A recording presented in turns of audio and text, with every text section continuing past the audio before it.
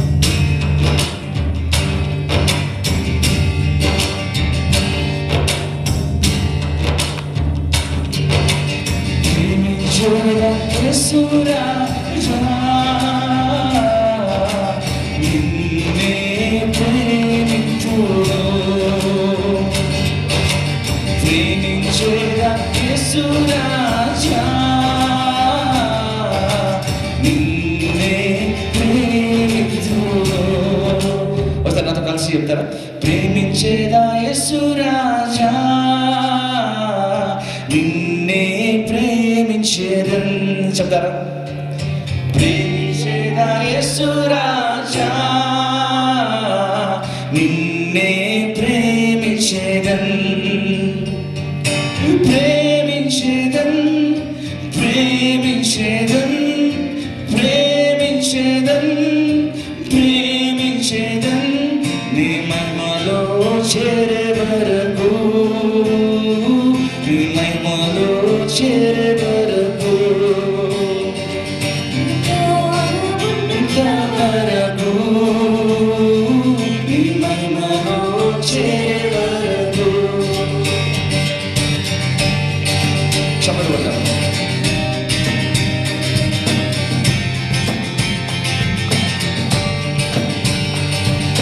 ప్రేమించేదా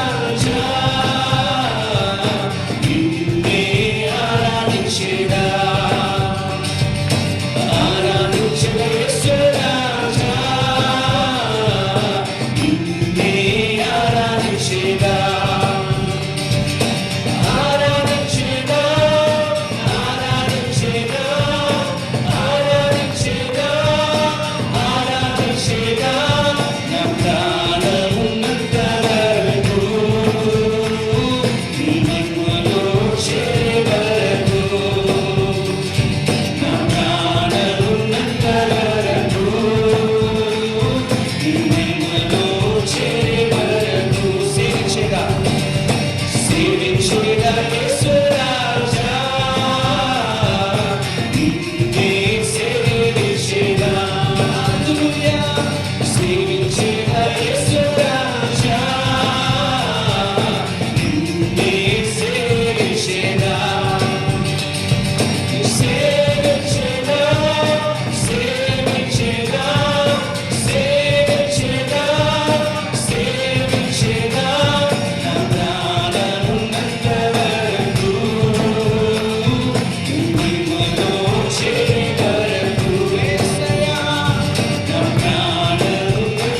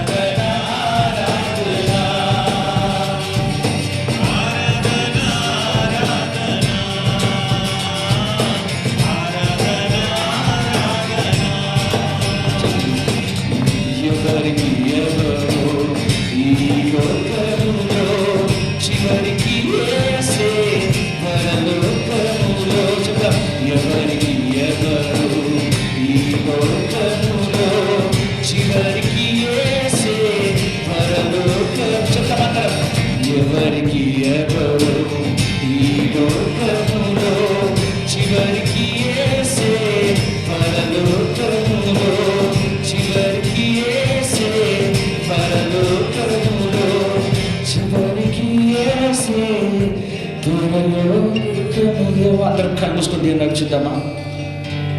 అవును ప్రభు, నీ ప్రేమ ఎంతో గొప్పది నాయన యేసయ్య. ప్రతి ఒక్కరు కూడా అందరం ఆ శిలువ వైపు చూద్దామని. ఎవరు కూడా కళ్ళు తెరవద్దు.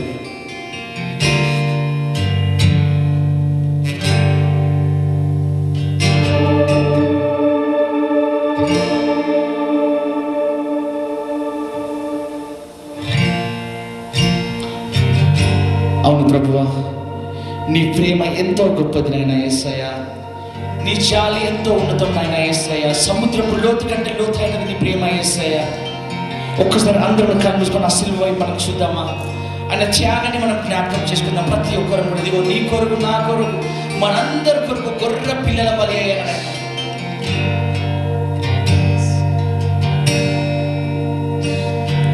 ప్రేమ నీ ప్రేమ వర్ణించుట నా తరమా. ప్రేమ నీ ప్రేమ వర్ణించుట నా తరమా. దేవదూతలైనా నీ ప్రేమను వర్ణించలేరు ప్రభువా. దేవదూతలైనా నీ ప్రేమను వర్ణించలేరు ప్రభువా. ప్రేమ నీ ప్రేమ వర్ణించుట నా తరమా. ప్రేమ నీ ప్రేమ వర్ణించుట నా తరమా. సముద్రపు లోతు కంటే ఎంతో లోతైనది. ఎవ్వరు కొలువగలరు నా ప్రేమకు సాటి ఏదని. సముద్రపు లోతు కంటే ఎంతో లోతైనది. ఎవ్వరు కొలువగలరు నా ప్రేమకు సాటి ఏదని. ప్రభువా నీ దివ్య ప్రేమకై అర్పింతును నా జీవితం. మన జీవితాలను అర్పిద్దామా? ప్రభువా నీ దివ్య ప్రేమకై యేసయ్యా అర్పింతును నా జీవితం.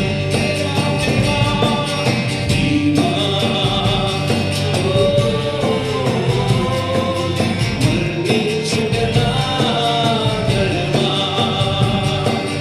ప్రేమ నీ ప్రేమ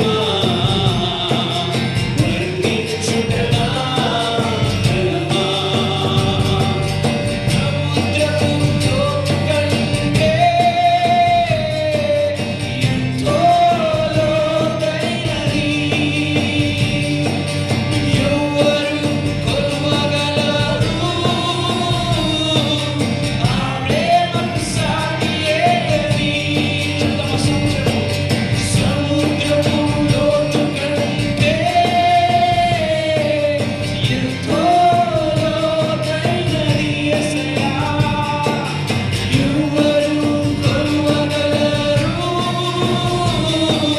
నా ప్రేమకు సాటి ఏదని. ప్రభువా నీ దివ్య ప్రేమకై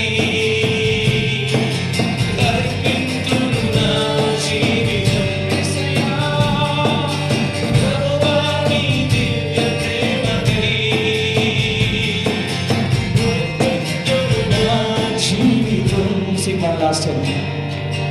ప్రేమ నీ ప్రేమ వర్ణించుటనా తరమా యేసయ్యా. ప్రేమ నీ ప్రేమ వర్ణించుటనా తరమా. ప్రభువా నీ దివ్య ప్రేమకై, ప్రభువా నీ దివ్య ప్రేమకై అర్పింతును నా జీవితం.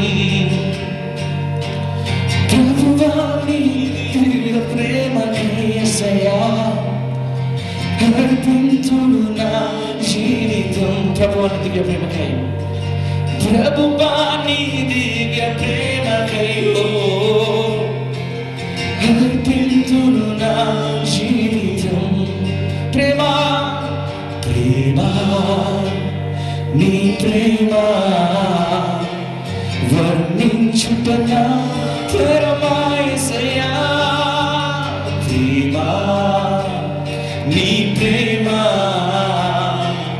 వర్ణించుటనా తరమా. నీ ప్రేమ ఈ పాపిని రక్షించి కాచినది యేసయ్యా.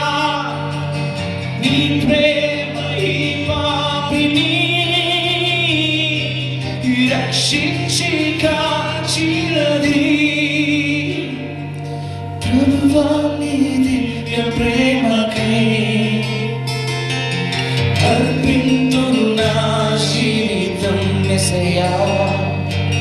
ప్రభువా నీ దివ్య ప్రేమకై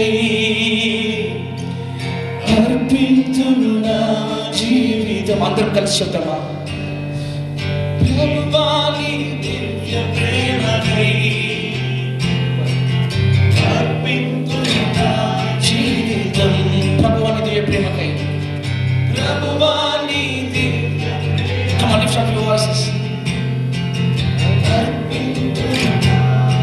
అందరూ స్వరాలు తీసి చెప్తామా? ప్రభువా నీ దివ్య ప్రేమకై, ప్రభువా నీ గట్టిగా మన జీవితాలను అర్పిద్దామా? ప్రభువా, ప్రభువా నీ దివ్య ప్రేమకై.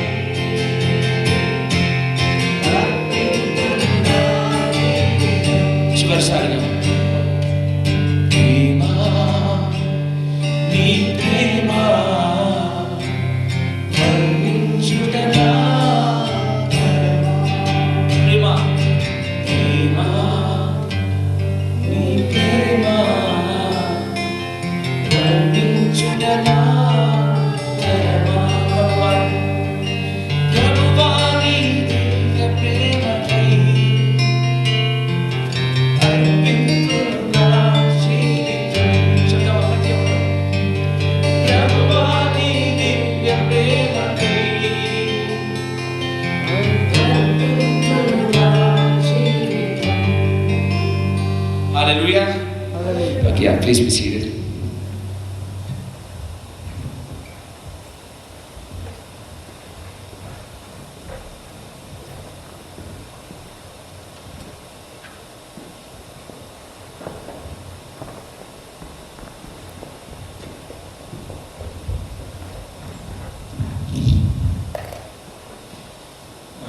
మనం మెసేజ్కి వెళ్ళే ముందు I would like to introduce Brother Ravi. So I met him about 1 year back. He's in the children's ministry. So he's a good example of what I said in about James 2:17. Faith without works is dead. So if you have faith, proper faith, it will really show in what kind of works we do and what we do. So I would like to let him introduce himself more, and I will about his ministry and what he does. I'd like to invite Brother Ravi.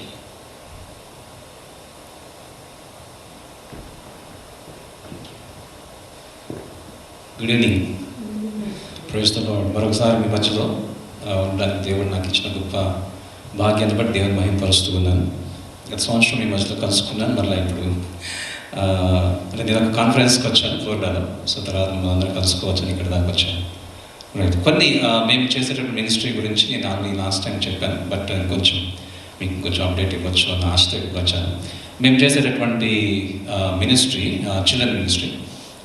Angels ministry అని అంటారు. దాంట్లో వెళ్ళడానికి ఒక చిన్న వచనాన్ని నేను మీకు చదివించాలని ఆశపడతా ఉన్నాను. బైబిల్లో నుంచి మత్తయి సువార్త 18వ అధ్యాయంలో ఒక మాట ఇక్కడ రాసింది, నేను అది చదువుతాను. 5-6 వచనం.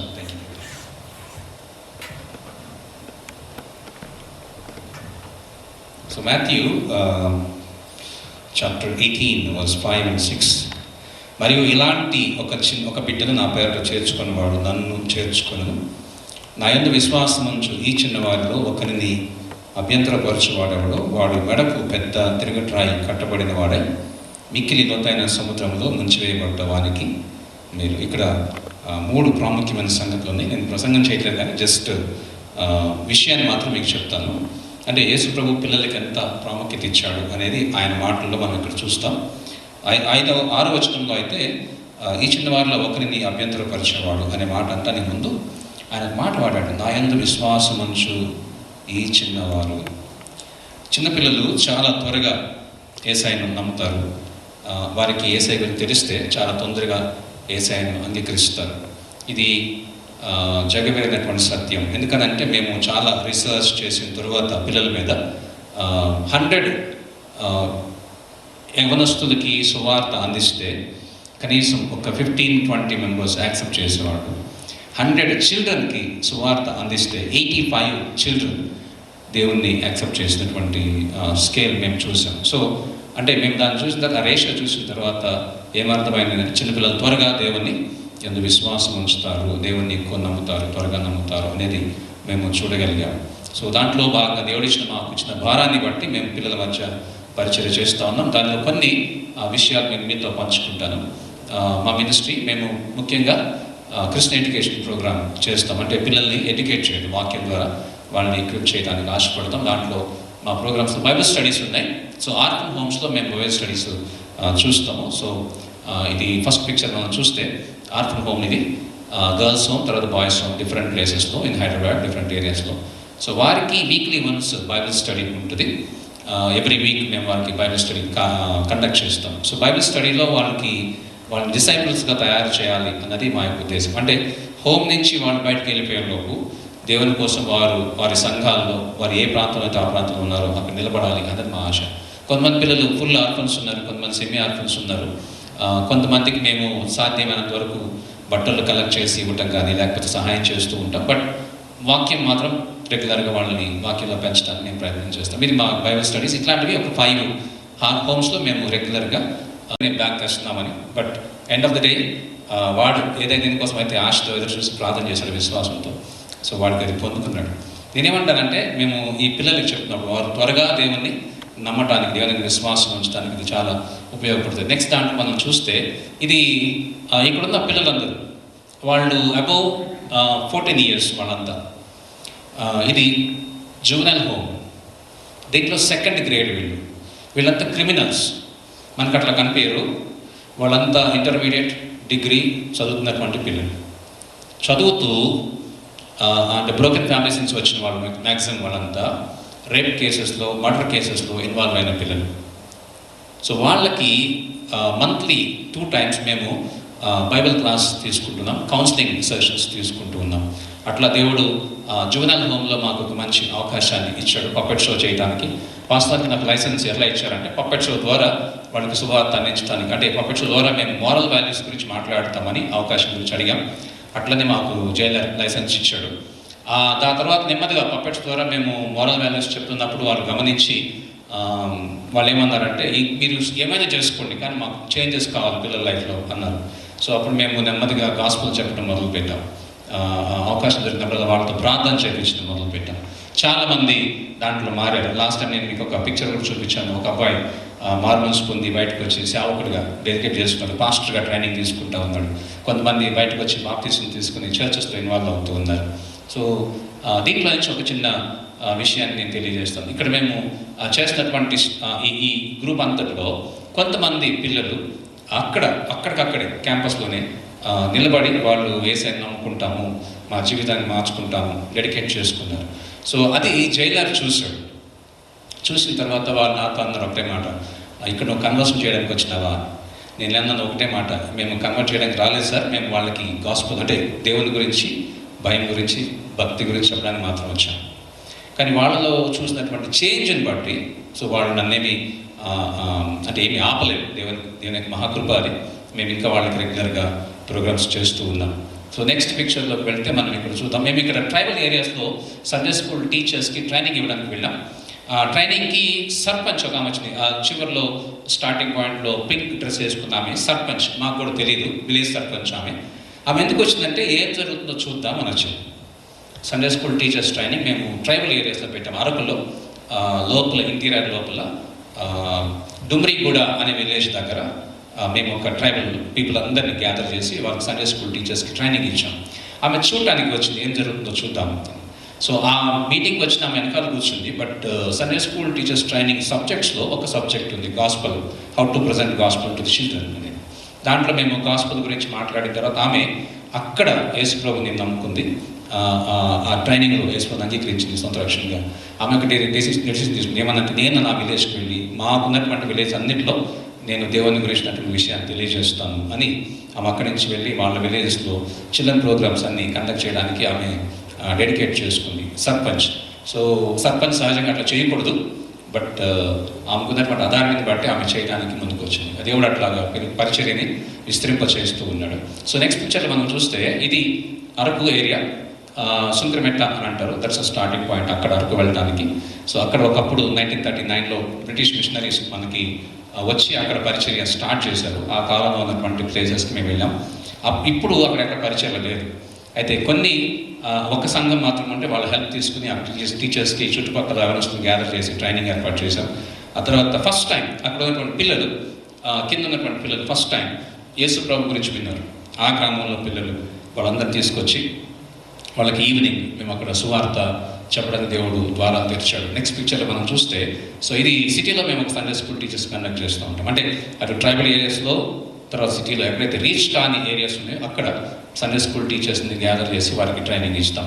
నెక్స్ట్ పిక్చర్స్ చూస్తే మేము ఈ ట్రైనింగ్ ఇచ్చిన తర్వాత సిటీలో కొంతమంది యవనస్తులు దేవుని యొక్క భారాన్ని బట్టి, దేవుడు వారికి ఇచ్చిన పిలుపుని బట్టి ఫుల్ టైం మినిస్ట్రీకి వాళ్ళు డెడికేట్ చేసుకున్నారు. సో ఇక్కడ యవనస్తులు ఇద్దరు చిల్డ్రన్ మినిస్ట్రీ చేయడానికి పరిచర్యలో సండే స్కూల్ టీచర్స్ ట్రైనింగ్ అయితే వచ్చారు, బట్ ఆఫ్టర్ దట్ మిషనరీస్గా వెళ్ళడానికి వాళ్ళు డెడికేట్ చేసుకున్నారు.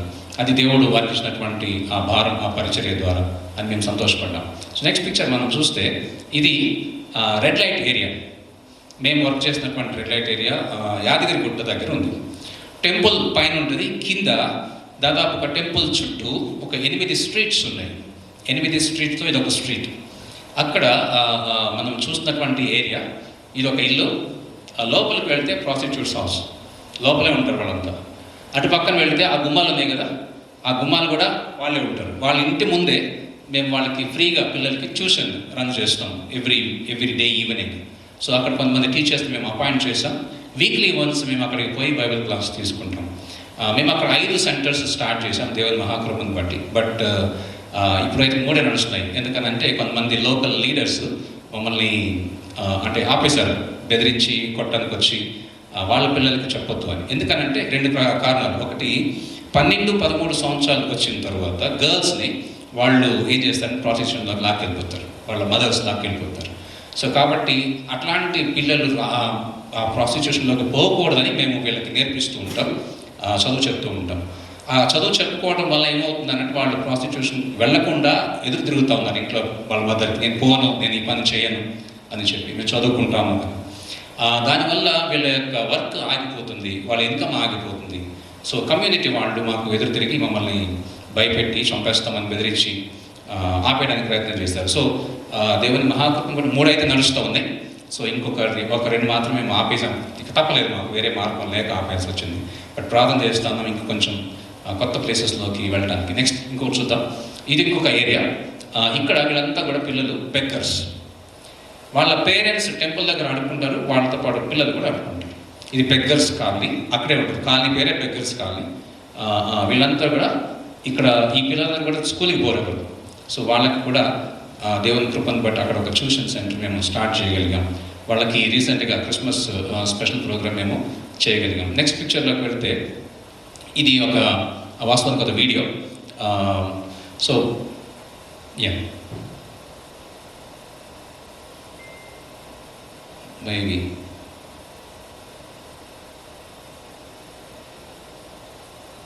ఓకే, ఇది వీడియో అంటే జస్ట్ ఆటోలో కొంతమంది పిల్లలు మేము VBS కోసం గ్యాదర్ చేసేవాళ్ళం. VBS పెట్టేటప్పుడు ఒక సెంటర్కి సెలెక్ట్ చేసుకుని చుట్టుపక్కల ఉన్న గ్రామాల నుంచి పిల్లల్ని ఆటోల్లో తీసుకొచ్చేవాళ్ళు. ఆటోల్లో తీసుకొచ్చి ఆ VBS కండక్ట్ చేసేవాళ్ళు డిఫరెంట్ విలేజెస్ నుంచి. సో అది ఒక ఆటో వీడియో అది. ఓకే, చూద్దాం తర్వాత ఒకవేళ అవకాశం దొరికితే. దెన్ ఇది మా మినిస్ట్రీకి ఉన్నటువంటి నీడ్స్ సీ. ఇవి మేము VBS మెటీరియల్ మేము తయారు చేస్తాం వాళ్ళ కోసం, పిల్లల కోసం. ఎవ్రీ ఇయర్ మా అంతటి మేము వాళ్ళకు ఒక థీమ్ సెలెక్ట్ చేసుకుని ఆ థీమ్ ప్రకారంగా VBS మెటీరియల్ తయారు చేసి ఏ ప్రాంతానికి అయితే మేము వెళ్తామో అక్కడ ఉన్న పిల్లలకి మా ఓన్ మెటీరియల్ మేము ఇచ్చి వాళ్ళకి VBS కండక్ట్ చేస్తాం. నెక్స్ట్ పిక్చర్లో పపెట్స్ మేము ఎక్కువ ఇష్టపడతాం. ఎందుకనంటే ఎక్కువ పిల్లల్ని అట్రాక్ట్ చేయడానికి, వాళ్ళని ఎంటర్టైన్ చేయడానికి, ప్లస్ దేవుని యొక్క ప్రేమను తెలియజేయడానికి అవి చాలా ఉపయోగపడతాయి. సో ఇవి మాకున్నటువంటి అవసరాలు, వీటి కోసం ప్రార్థన చేయండి. ఇవి చాలా కాస్ట్ ఉంటాయి కొనుక్కోవడానికి, మీకు తెలిసే ఉంటుంది. సో వీటి కోసం ప్రార్థన చేయండి. నెక్స్ట్ ఇంకా మాకున్నటువంటి అవసరాలు ఇవి మేము టూల్ కిట్ అని పిలుస్తాము. టీచర్స్కి ట్రైనింగ్ ఇచ్చిన తర్వాత వారి గ్రామాలకి, వారి ట్రైబల్స్కి వెళ్ళిపోయేటప్పుడు వాళ్ళ చేతిలో ఏదైనా ఒక వస్తువు ఇచ్చి పంపించాలి, అది మా ఆశ. ఎందుకని పెట్టుకుందామంటే మేము ట్రైనింగ్ ఇచ్చిన తర్వాత వాళ్ళని పంపించేసాం గతంలో చాలాసార్లు. అయిపోయిన తర్వాత ఒక 3 months తర్వాత మేము వాళ్ళని ఎట్లా చేస్తున్నారో చూద్దాం అని ఫాలోఅప్ వర్క్ కోసం వెళ్ళాం. 3 months తర్వాత ఫాలోఅప్ చేద్దాం వెళితే ఏమైతే వాళ్ళు ఆ 3 months ముందు ఎలా ఉన్నారో అలానే ఉన్నారు. నో చేంజ్, గ్రోత్ లేదు, ఏం లేదు, సండే స్కూల్స్లో ఏమీ లేవు. మేము అడిగాం ఎందుకు చేయట్లేదమ్మా అంటే మా దగ్గర ఏమీ రిసోర్సెస్ లేవు అన్నారు. సో మేము వెంటనే ఆలోచించాం వాళ్ళ కోసం ఏమైనా టూల్స్ తయారు చేస్తే బాగుంటుంది. ఎందుకంటే యుద్ధానికి వెళ్ళేటప్పుడు వాడికి ఏం కావాలో, కత్తి, డాలు 2 కావాలి. సో వాళ్ళని యుద్ధానికి పంపిస్తాము సండే స్కూల్ టీచర్స్గా. సండే స్కూల్ ట్రైనింగ్ అయిన తర్వాత వాళ్ళ చర్చెస్కి, అక్కడ చర్చెస్, విలేజెస్లో ఉన్న చర్చెస్, ట్రైబల్స్లో ఉన్న చర్చెస్, వాళ్ళు రిసోర్సెస్ ఇచ్చే అంత కెపాసిటీ వాళ్ళకి లేదు. సో కాబట్టి మేమే వాళ్ళ కోసం రిసోర్సెస్ తయారు చేసి కొన్ని మిషనరీ స్టోరీస్ మేము కొని సో వాళ్ళకి ఇవ్వాలని ప్రార్థన చేస్తూ ఉన్నాం. ఇవి మాకున్నటువంటి నీడ్స్. సో వీటి కోసం ప్రార్థన చేయండి. దాని తర్వాత ఇంకా మేబీ ఇవి మాకున్న నీడ్స్ తర్వాత నెక్స్ట్ పిక్చర్లోకి వెళ్తే ఇది మేము చేసినటువంటి ప్రస్తుత ప్రోగ్రామ్స్ ఆర్ఫనేజెస్లో 5 ఆర్ఫన్ హోమ్స్లో బైబిల్ స్టడీస్ ఉన్నాయి. ఎవ్రీ మంత్ 1 లేదా 2 టీచర్స్ ట్రైనింగ్స్ మేము కండక్ట్ చేస్తూ ఉన్నాం. తర్వాత every month follow up get together టీచర్స్కి రన్ చేస్తూ ఉన్నాం. VBS programmes every month, every year సమ్మర్లో కనీసం ఒక 2000 to 2500 చిల్డ్రన్ని మేము రీచ్ అవ్వడానికి టార్గెట్ పెట్టుకుని ప్రార్థన చేస్తూ పని చేస్తూ ఉన్నాం. సో తర్వాత ఈ ప్రీ ట్యూషన్ సెంటర్స్ ఉన్నాయి ట్రైబల్, అది రెడ్ లైట్ ఏరియాలో. తర్వాత జాయింట్ క్లబ్ అని రిస్కీ ఏరియాస్ అంటే జోనల్ హోమ్, తర్వాత స్ట్రీట్ కిడ్స్ మధ్య పని చేస్తున్నాం. ఇది సింపుల్గా మేము చేసినటువంటి మినిస్ట్రీ. సో మా కోసం ప్రార్థన చేయాలని కోరుతున్నాం. మాకు ఈ అవకాశం ఇచ్చినందుకు శ్రీలందరికీ, తర్వాత పెద్దలందరికీ ధన్యవాదాలు తెలియజేస్తున్నాం. Thank you so much. చిన్న ప్రార్థన చేస్తాను, ఆ తర్వాత అన్నాను. మా తండ్రి, మీ యొక్క ప్రేమ, మీ యొక్క కనికరం మాపై ఉంచి తండ్రి, మీరు మాకు ఇచ్చినటువంటి రక్షణను ఇతరులకు పంచుకోవటానికి, దేవా నీ ప్రేమను ఇతరులకు పంచడానికి, నీ యొక్క పరలోకపు ఉన్నతమైన ఉద్దేశాన్ని, నీ చిత్తాన్ని దేవా చిన్న బిడ్డలకు అందించడానికి మమ్మల్ని వాడుకోమని, ఇంకా దీవించమని, ఇక్కడ ఉన్నటువంటి మా తండ్రి ఫెలోషిప్ని మీ కృపలో జ్ఞాపకం చేసుకుని రానున్న రోజుల్లో మీ చిత్తమైతే నేను చేస్తున్న పరిచయలో కూడా పాలు పంచుకోవడానికి ద్వారాలు తెరవమని యేసు నామమున ప్రార్థిస్తున్నాం తండ్రి. ఆమేన్. Thank you brother.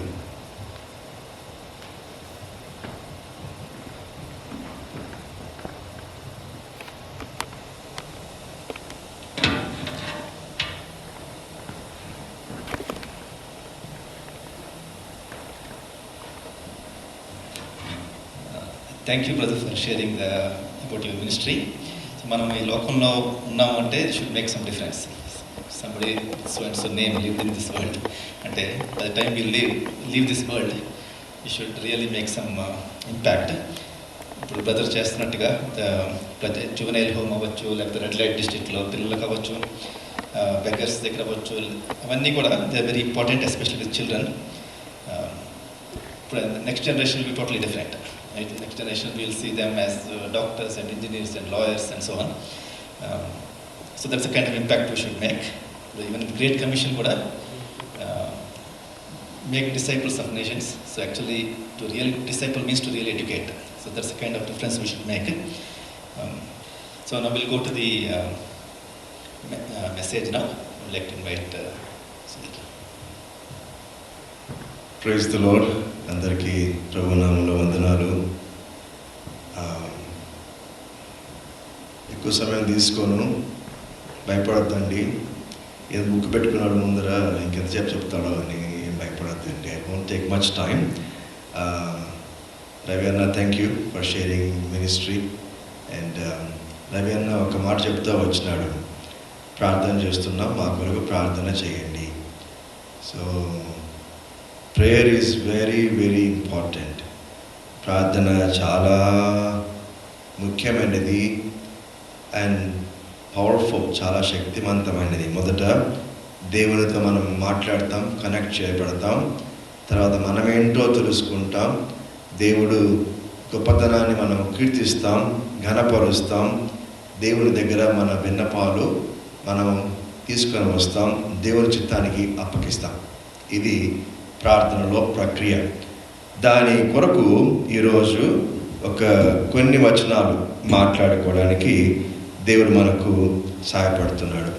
ఈరోజు థీమ్ వర్సెస్ కూడా మనం చూసే నెహెమయా గ్రంథం నుంచి బ్రదరు ఒక ప్రిన్సిపల్స్ ఏంటి, ఒక పాయింట్స్ ఏంటి అని అడిగినప్పుడు దానికి ప్రిన్సిపల్స్ ఏంటో ఒక భాగము నెహెమయా నుంచి కొన్ని చూసుకోవడానికి.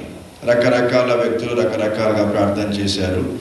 లాస్ట్ టైం మనం చూసుకున్నట్లుగా యెహోషాపాతు ఒక రకంగా ప్రార్థన చేశాడు, హిజ్కియా ఒక రకంగా ప్రార్థన చేశాడు, నెహెమయా ఇంకొక రకంగా ప్రార్థన చేశాడు. దాంట్లో అన్నీ సాధారణంగా అన్ని ప్రిన్సిపల్స్ అన్నీ కరెక్టే, అన్నీ మనకు వర్తిస్తాయి. ముఖ్యంగా మన యేసు ప్రభువుల వారు చేసిన ప్రార్థన.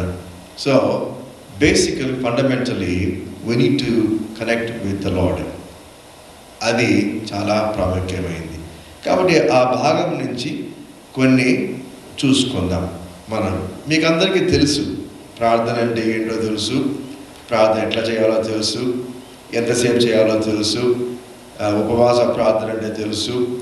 అన్ని రకాల తెలిసిన వాళ్ళు. కొత్తగా నేనేం నేర్పించుతుంటే ఏముండదు ఇక్కడ. కొద్దిగా రిఫ్రెష్మెంట్ కోసం, ప్రభు వాక్యంలో తిరిగి కట్టబడ్డానికి కోసము చూసుకుందాం. తర్వాత సాధారణంగా పాటల విషయంలో వచ్చిన తర్వాత ఒక పాట పట్టుకుంటుంది ఎక్కడో ఒక చోట. ఈరోజు కూడా పట్టుకుంది, అందుకే మళ్ళీ ఫోటో కూడా తీసుకున్నా, ఆ ఫోటోని మర్చిపోకూడదని. ఆ పాటలో ఒక మాట ఉంది, దాన్ని మనము టచ్ చేసి ముందుకు వెళ్ళిపోదాం. ఏముందంటే ఆ పాటలో, నీ పాదాలు తడపకుండా నా పయనం సాగదయ్యా, నీ పాదాలు తడపకుండా నా పయనం సాగదు. అంటే పయనించే వారిని నొప్పుకుంటున్నారు మీరు, నేను ప్రయాణం చేసేటువంటి వారిని నొప్పుకుంటున్నారు. నేను ఈ లోకంలో ఒక ప్రయాణికుణ్ణి అని ఒప్పుకుంటున్నారు. మంచిది, అలాగే ఒప్పుకోవాలి.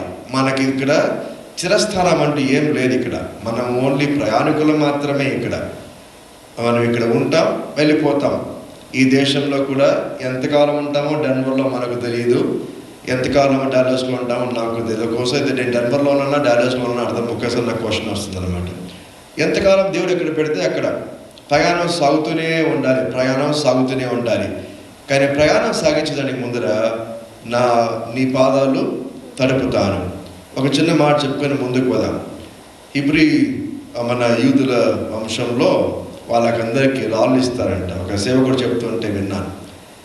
ఆ రాళ్ళను ముందు పెట్టుకొని, this is my stone, this is my grand parent father stone ముందు పెట్టుకొని మనం ఏడవాలంట. కన్నీళ్లతో ఆ రాయిని తడపాలంట. అప్పుడు రాజు తన మొహంలో మొహం పెట్టి చూసేది దగ్గరలో ఉంటాడు. అది మనం చూస్తాం ఆ విషయాన్ని.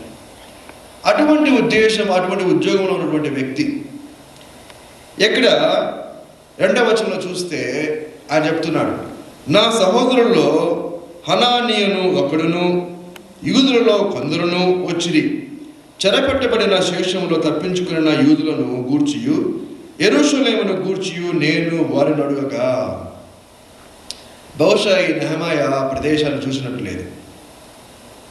ఎప్పుడో తగలబెట్టిపోయినటువంటి ఆ యొక్క ప్రదేశం, ఆ యొక్క ప్రదేశంలో ఏమీ కట్టడానికి అనుమతి లేదు. అటువంటి ప్రదేశాన్ని గురించి ఈయన తెలుసుకున్నాడు.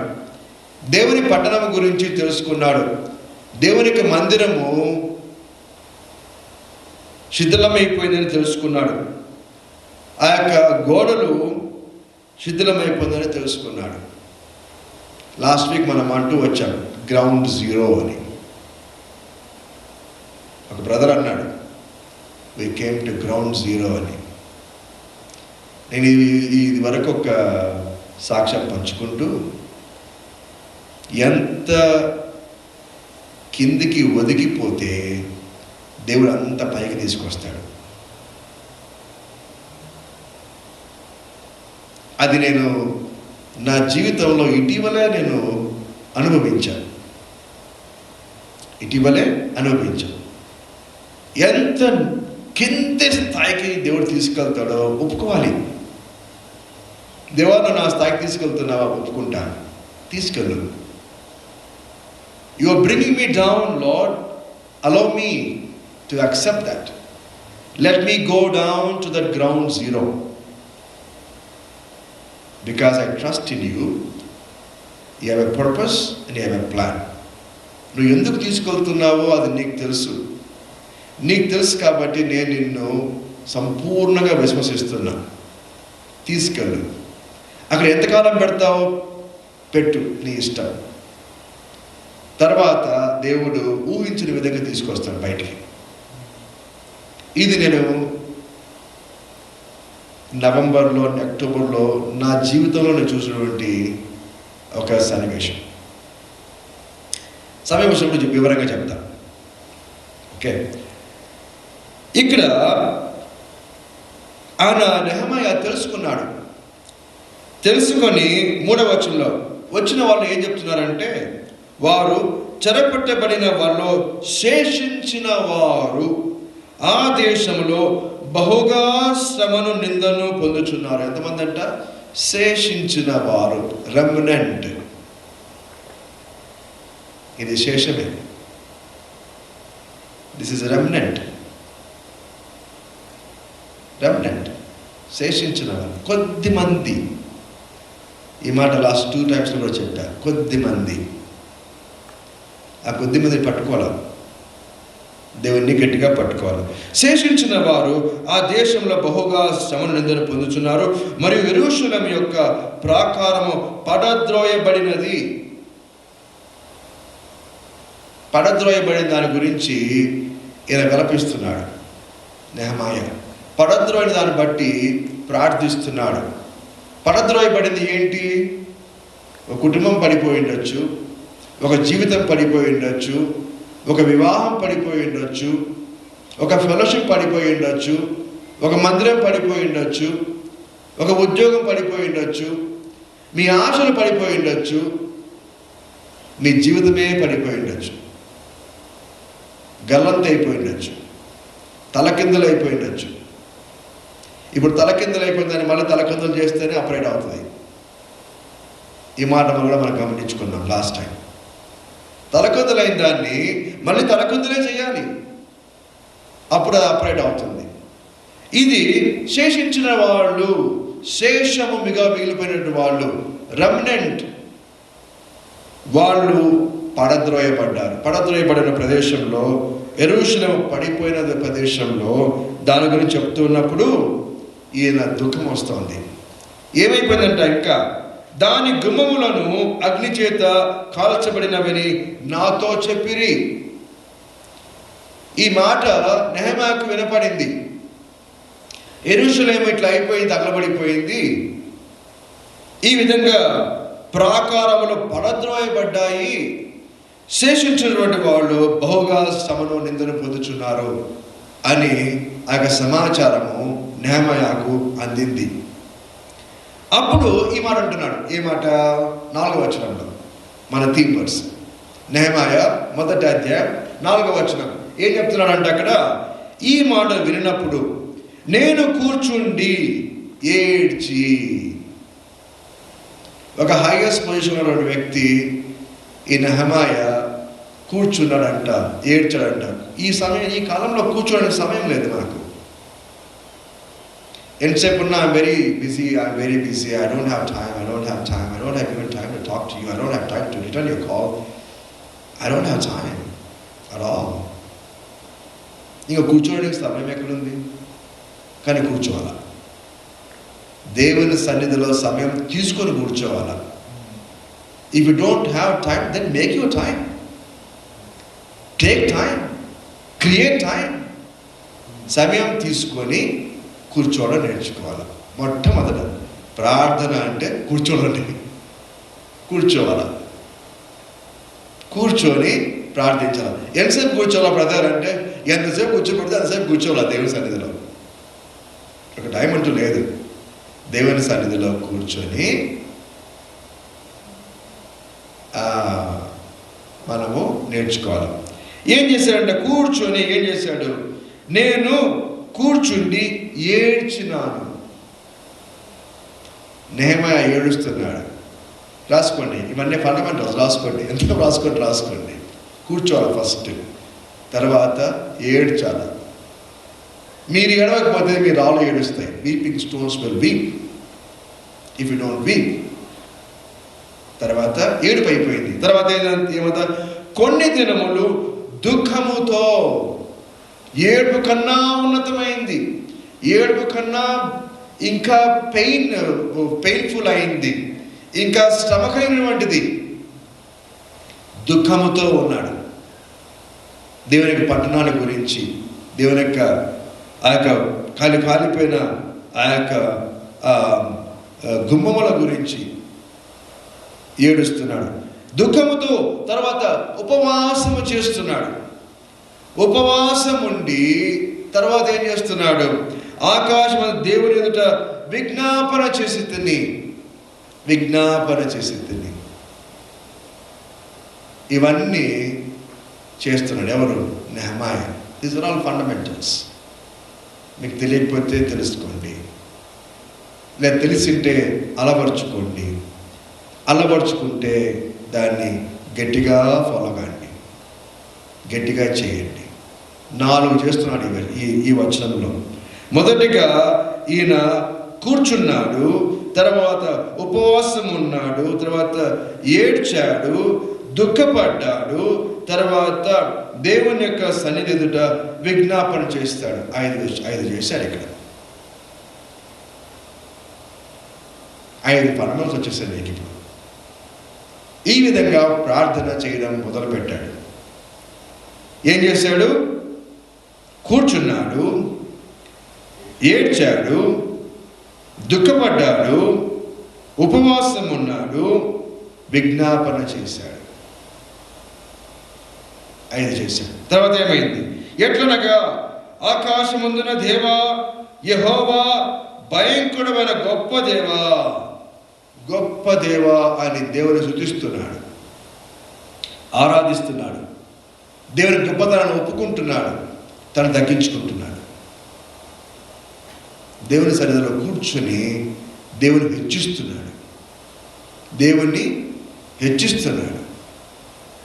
హెచ్చిస్తున్నాడు. ఒక గొప్ప ఉద్యోగం ఉన్నటువంటి వాడు కూర్చోమంటే కూర్చుంటాడా? బ్రదర్ కొంచెం ఇంట్లో చేయమంటే చేస్తాడా? అనుమానమే ఈ దినాల్లో. చెప్పులు ఇప్పుడు అంటాడు, బ్రదర్ కొంచెం ప్రార్థన చేద్దామంటే వస్తారో రారో తెలియదు, ఎంతసేపు కూర్చుంటారు. I don't have time brother, let's make it fast. We don't know. కానీ ఈయన దేవుని కూర్చొని ఏమంటున్నాడు? గొప్ప దేవా, భయంకరమైన గొప్ప దేవా, నిన్ను ప్రేమించి నీ ఆజ్ఞను అనుసరించి నడుచు వారిని కటాక్షించి వారితో నిబంధనను స్థిరపరచువాడా, నువ్వు ఇటువంటి దేవుడవు అని కొనియాడుతున్నాడు, స్తుతిస్తున్నాడు. ఈ వాక్యం ఆధారంగా ఒక చిన్న మాట చెప్తాను. నాకు తెలిసిన పాస్టర్ ఉన్నాడు, ఆయన పేరు చెప్పట్లేదు. పాస్టరే, ఫుల్ టైం పాస్టర్. పాకిస్తాన్ నుంచి వచ్చాడు. ఆయన కార్ డ్రైవర్గా పనిచేశాడు, తర్వాత థియాలజీ చేశాడు, ఫుల్ టైం సర్వీస్కి వచ్చాడు, న్యూయార్క్లో ఉంటాడు. ఆ బ్రదర్కి క్యాన్సర్ వచ్చింది, 4th స్టేజ్ క్యాన్సర్కి వెళ్ళిపోయాడు, చనిపోతాడు అనుకున్నారు ఆయన్ని. ఆయన ఏం చేశారంటే ప్రార్థించాడు. ఇప్పుడు క్యాన్సర్ ఫ్రీ అయినా పరిచయం చేస్తూనే ఉన్నాడు. దేవుడు అద్భుత కార్యం చేశాడు. ఆయన మాటల్లో ఒక స్టేజ్ 4 క్యాన్సర్ నుంచి బయటపడ్డ ఒక దైవ సేవకుడు యొక్క మాటల్లో నాతో అన్న మాట ఆయన, బ్రదర్, నేను ప్రార్థన కన్నా ఎక్కువ స్తుతి చేశాను అన్నాడు. I did more praise than the prayer. I worship the Lord more than prayer. ఏమని చేశానంటే జెనసిస్ 15:1. జెనసిస్ 15:1. నేను ఈ మాటను గట్టిగా పట్టుకున్నాను అని చెప్పాడు. ఏమని చెప్పాడు అక్కడ? జెనసిస్ చాప్టర్ 15:1, ఆదికాండము 15వ అధ్యాయం 1వ వచనం. ఏముంది అక్కడ? ఇవి జరిగిన తర్వాత యెహోవా వాక్యము అబ్రామునకు దర్శనమందు వచ్చి, అబ్రామా, భయపడకుము, నేను నీకు కేడము, నీ బహుమానము అత్యధికమగునని చెప్పెను. I am your shield, I am your exceeding great reward. ఇంగ్లీష్లో అదే ఉంది కదా.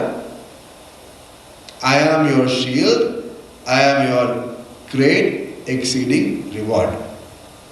నేను నీకు కేడం, నేను నీకు ప్రొటెక్షన్, నీకు అత్యధిక బహుమానం నేనే. దేవుణ్ణి కలిగినట ఎంత మేలో ఆ బ్రదర్ చెప్తున్నాడు. Stage 4 cancer. ఇది బైబిల్స్ ఉన్నాయా? ఉంటే ఓపెన్ చేయండి, ఫోన్లోనో లేకపోతే ఏదైనా సరే చూడండి. దేవుడు ఒక వాక్యం మీతో మాట్లాడుతుంది. చూడండి, Genesis 15:1. I am thy shield and thy exceeding great reward. ఆ మాట చెప్పాడు. ఇప్పుడు నెహెమయా అదే చేస్తున్నాడు. ఆకాశమందున్న దేవా, గొప్ప దేవా, భయంకరమైన గొప్ప దేవా, నిన్ను ప్రేమించి నీ ఆజ్ఞను అనుసరించినట్టు నడుచు వారిని కటాక్షించి వారితో నిబంధనను స్థిరపరచువాడా అని దేవుణ్ణి స్తుతిస్తున్నాడు, ఆరాధిస్తున్నాడు. దేవుడు ఎటువంటి వాడో కీర్తిస్తున్నాడు. దేవుణ్ణి కీర్తించాలి, ప్రైజ్ చేయాలి, ఆరాధించాలి. అప్పుడు శత్రువులు పటాపంచలైపోతారు.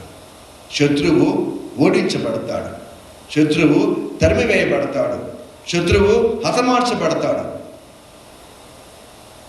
తర్వాత 6వ వచనంలో, నీ చెవియొగ్గి నీ నేత్రములు తెరచి నీ సన్నిధిని దీవారాత్రము నీ దాసులైన ఇశ్రాయేలుల పక్షముగా నేను చేయు ప్రార్థన అంగీకరించుము.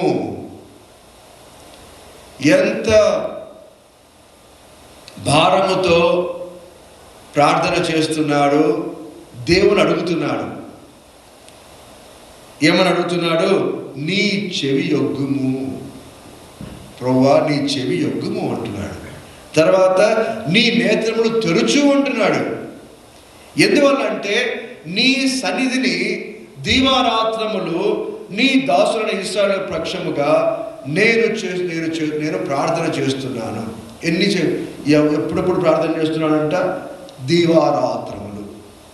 రాసుకోండి, గొప్ప పాయింట్. దీవారాత్రములు. అరే బ్రదర్, కూర్చోడానికి సమయం లేదు, నువ్వు మళ్ళీ దీవారాత్రములు అంటావేంటి అని అనొచ్చు. కూర్చోడానికే సమయం లేదు నాకు, ఇంకా 5 ఫండమెంటల్స్ ఎక్కడ 4th వర్స్లో ప్రకారంగా. ఇప్పుడు నువ్వు దీవారాత్రులను కూర్చోమంటున్నావే, పోనీ ఎవరి కోసం కూర్చోమంటున్నావు? నా కోసం, నా కుటుంబం కోసం అయితే సరే కూర్చుంటాను అనుకో. ఇదేమి ఇస్రాయేల్ ప్రజల పక్షంగా కూర్చొని రాత్రంతా దివారాత్రం ప్రార్థన చేయాలంట? హౌ ఇస్ ఇట్ పాసిబుల్ అని అనుకోవచ్చు. అటువంటి భారం తీసుకోమని దేవుడి వాక్యం ఈరోజు మనల్ని ప్రేరేపిస్తున్నాడు. నీ కోసం చేసుకో, నీ భార్య బిడ్డల కోసం చేసుకో, నీ ఉద్యోగం కోసం చేసుకో, నీ గ్రీన్ కార్డ్ కూడా చేసుకో. ఇంకా వేరే వాళ్ళు కూడా ఉన్నారు. అన్న రవీణ చెప్పాడు, మా కొరకు ప్రార్థన చేయి. మేము అక్కడ సేవ చేస్తున్నాం, పిల్లల మధ్య సేవ చేస్తున్నాం, జైల్లో సేవ చేస్తున్నాం, వ్యభిచారం చేసినటువంటి ఆ కుటుంబంలో మేము సేవ చేస్తున్నాం, మా కొరకు ప్రార్థన చేయండి. మమ్మల్ని కొడుతున్నారు, మాకు అవసరాలు ఉన్నాయి, మా కొరకు ప్రార్థన చేయండి. ఆ ప్రార్థన మీ ప్రార్థన బుక్లో ఉండాలి. ఒక బుక్ ఉంటుంది, గొప్పగా చెప్పుకోవట్లా, ఒక ఉపయోగం అవుతుంది. మనకు ఒక ఉదాహరణ చెప్తున్నా. మా ఫ్యామిలీకి ఒక బుక్ పెట్టుకున్నాం, ఫాస్టింగ్ ప్రేయర్ బుక్. రాస్తాం, దాంట్లో అన్నీ రాస్తూ ఉంటాం. ఎవ్రీ మంత్ ఫాస్టింగ్ ప్రేయర్ అయిపోతున్నాయి చర్చ్ది. మేము ఫ్యామిలీ కంటిన్యూ చేసి దాంట్లో ఏమేమి పాయింట్స్ ఉన్నాయో రాస్తాం. మీకోసం కూడా ప్రార్థన చేస్తున్నాం, DTF అని కూడా చేస్తున్నాం. మళ్ళా ఇంకో బుక్ ఉంటుంది, చిన్న బుక్, మందిరం బుక్, అంటే church book. Every Sunday church అయిన తర్వాత కాంగ్రిగేషన్ నుంచి విజ్ఞాపనలు ఏదైనా ప్రేయర్ కోసం తీసుకుంటాం, దాంట్లో బుక్లో రాస్తాం, విల్ ప్రే. ఇప్పుడు నీకు ఒక బుక్ ఉండాలి, వ్యక్తిగతంగా మీ ఫ్యామిలీకి ఒక బుక్ ఉండాలి, ఫెలోషిప్కి ఒక బుక్ ఉండాలి, మందిరానికి ఒక బుక్ ఉండాలి. దాన్ని రాసుకోవాలి. మర్చిపోతాం మేము, రాసుకోవాలి. ఎవరి గురించి ప్రార్థన చేయాలా? దీవారాత్రంలో ప్రార్థన చేయాలా? ఎవరి గురించి అంట? ఇశ్రాయేలు పక్షముగా నేను చే ప్రార్థన, ప్రభువా నా ప్రార్థన అంగీకరించు అంటే, first of all I need to set my life right with the lord. అప్పుడు నా ప్రార్థన అంగీకరిస్తాడు దేవుడు. లేకపోతే వేస్ట్. నా జీవితమే సరి లేకుండా నేనేం ప్రార్థన చేయగలను? దేవుని దగ్గరికి విజ్ఞాపన తీసుకుని పోతా? అది చేరుతుందా? చేరదు. నా జీవితం సరిలేకపోతే నా దేవునితో నేను నా కోసం చేసిన ప్రార్థన చేరుతుందో లేదో వేరే వాళ్ళ కోసం ఎట్లా ప్రార్థన చేస్తా? అంటే నెహెమయా గురించి మనం నేర్చుకోవాల్సిందంటే, he set his life right with the Lord. He set his life right with the Lord and he is praying. ఎలా ప్రేయర్ చేస్తున్నాడు? నీ చెవి యొక్కి నా ప్రార్థన విను, నీ నేత్రములు తెరుచు. నేను దీవారాత్రంలో ప్రార్థన చేస్తున్నా. ఎవరి కోసం అంటే, నీ దాసులైన ఇశ్రాయేలు పక్షాన ప్రార్థన చేస్తున్నా, నీ ప్రజలైన వాళ్ళ పక్షాన ప్రార్థన చేస్తున్నా, నీ బిడ్డల కోసం నేను ప్రార్థన చేస్తున్నా. ఎప్పుడు? దీవారాత్రంలో ప్రార్థన చేస్తున్నా. కాబట్టి నా ప్రార్థన అంగీకరించు. ఇంకేమంటున్నాడు? నీకు విరోధముగా పాపము చేసిన ఇశ్రాయేలు కుమారుల దోషమును నేను ఒప్పుకొనుచున్నాను. కన్ఫెషన్. పాపాలు ఒప్పుకోకుండా మనం ప్రార్థన చేస్తాం చాలాసార్లు. పాపాలు ఒప్పుకోకుండా ఏమంటున్నాడు నెహెమయా? నీకు విరోధముగా పాపము చేసిన ఇశ్రాయేలు కుమారుల దోషమును నేను ఒప్పుకొనుచున్నా. వారి తరపున ఈయన ఒప్పుకుంటున్నాడు. ఈయన ఒప్పుకుంటున్నాడు. నా ప్రజల పక్షాన, నీ ప్రజల పక్షాన, నీ సేవకుల పక్షాన, నీ బిడ్డల పక్షాన వాడు చేసిన పాపం నిమిత్తమై నేను ఒప్పుకుంటున్నాను. అంత మాత్రమే కాదు, ఏమంటున్నాడు ఇక్కడ? నేనును నా తండ్రి ఇంటి వారును పాపము చేసి ఉన్నాము. ఒప్పుకుంటామా? ఈ విధంగా ఒప్పుకుంటామా? పబ్లిక్ ఒప్పుకుంటున్నాడు. ఆయన ఒప్పుకుంటున్నాడు. నీ ప్రజలు పాపం చేశారు, వారి తరపున నేను విజ్ఞాపన చేస్తున్నా. నేను కూడా పాపం చేశాను, తర్వాత నా తండ్రి ఇంటి వారు కూడా పాపం చేశారు, అది ఒప్పుకుంటున్నా. ఒప్పుకోలు. Confession of sins is important. Confession లేకుండా మన ప్రార్థన విన్నపములు దేవుని దగ్గరకు తీసుకొని పోలేము. సెట్ చేసుకోవాలి కదా. Without setting right with the lord we cannot bring, we cannot take, we cannot pray for your self, for other people. Difficult. అందుకని సెట్ చేసుకోవాలి. తర్వాత ఏం చేస్తున్నాడు? 7వ వచనంలో, నీ ఎదుట బహు అసహ్యముగా ప్రవర్తించితిమి. ఒప్పుకోవాలి. ఈ రకమైన ఒప్పుకోలు మన జీవితంలో ఉండాలి. ప్రార్థన చేసడానికి వస్తే ఈ ఒప్పుకోలు ఉండాలి. ఒప్పుకోలు లేకుండా, కన్ఫెషన్ లేకుండా మనము ప్రార్థన చేయలేం. ఏమంటున్నాడు? నీ ఎదుట బహు అసహ్యముగా ప్రవర్తించితిమి. నీ సేవకుడైన మోషే చేత నీవు నిర్ణయించిన ఆజ్ఞలైనను కట్టడలైనను విధులైనను మేము గైకొనకపోతిమి.